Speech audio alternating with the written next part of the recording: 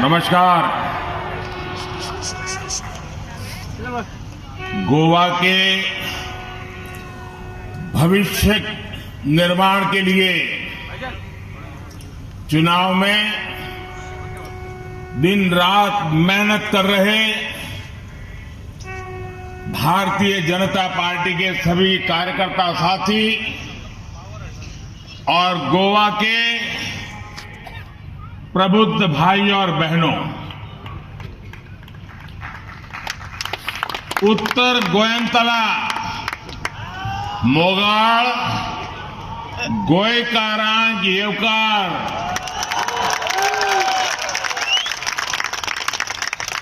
14 फेब्रुवारीक भाजपाक मत दिवन गोयच्यो फुडार परजेवूत करपाचो हावेस तुम्ही बागेला। आत्मनिर्भर भारता वांगडा स्वयंपूर्ण गोंय करपायच्या तुम्ही थारायला। तुमचे सपन पुराय करपाचे उतर हांव तुमकां दिता।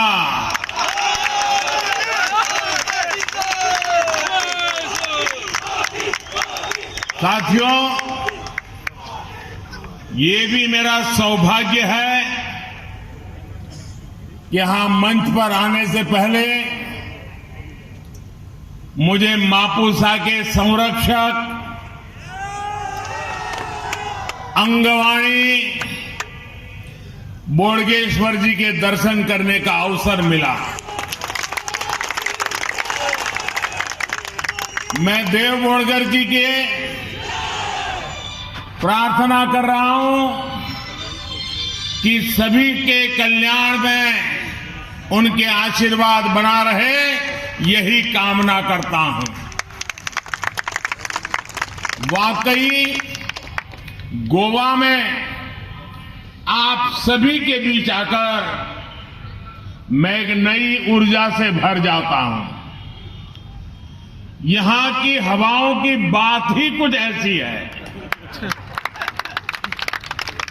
गोवा इतने बुलंद स्वर में विकास और बीजेपी की बात कर रहा है कि उसकी आवाज दूर दूर तक जा रही है। गोवा ने यह ठान लिया है कि विकास की इस लहर को, सुशासन की इस लहर को धीमी नहीं पड़ने देना है।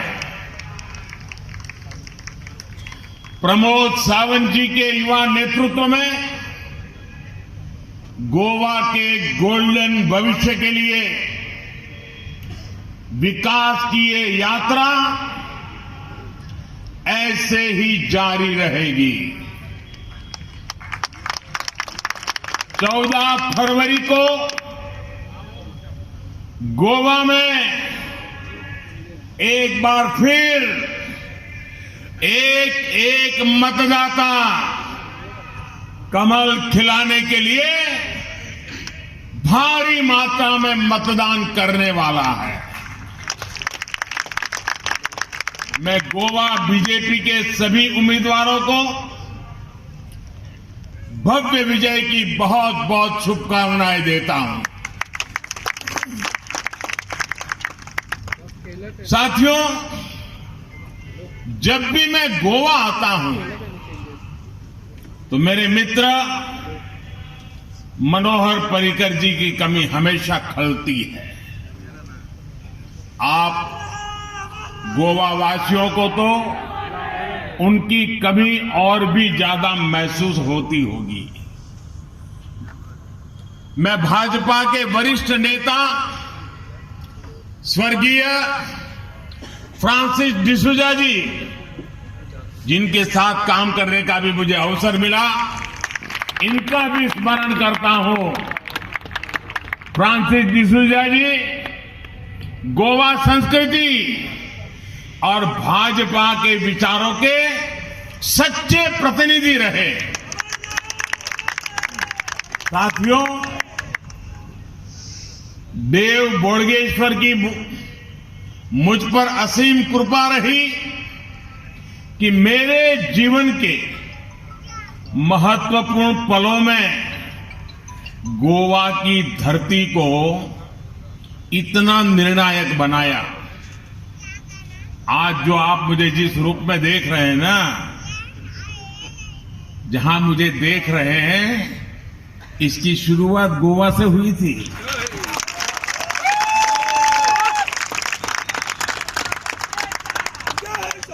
जून 2013 में यहां भारतीय जनता पार्टी की कार्य समिति थी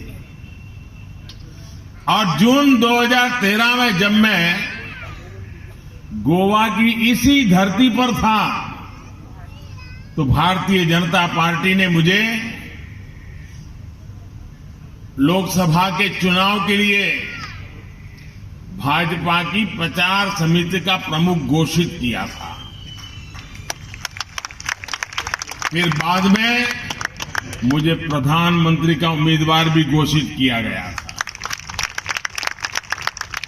गोवा की इसी धरती से निकली प्रेरणा थी। यहां आप लोगों से बात करते हुए उस दिन हमारे पर्रिकर जी ने मेरी यहां एक सभा आयोजित की थी और उस सभा में मेरे मुंह से सहसा सहज रूप से एक शब्द निकला था। वो शब्द था कांग्रेस मुक्त भारत। ये शब्द गोवा की धरती से ही, यहां के पुण्यात्माओं के आशीर्वाद से सहसा मेरे मुंह से निकल गया था और हमने देखा आज ये शब्द देश के कोटि कोटि नागरिकों का संकल्प बन गया है। साथियों, गोवा की अपनी एक खास संस्कृति और पहचान है और गोवा सबको साथ लेकर भी चलता है। जिनको गोवा की संस्कृति की परवाह नहीं है, उन्होंने गोवा को अपने भ्रष्टाचार का, लूट तंत्र का एक बहुत बड़ा एटीएम बना करके रखा था।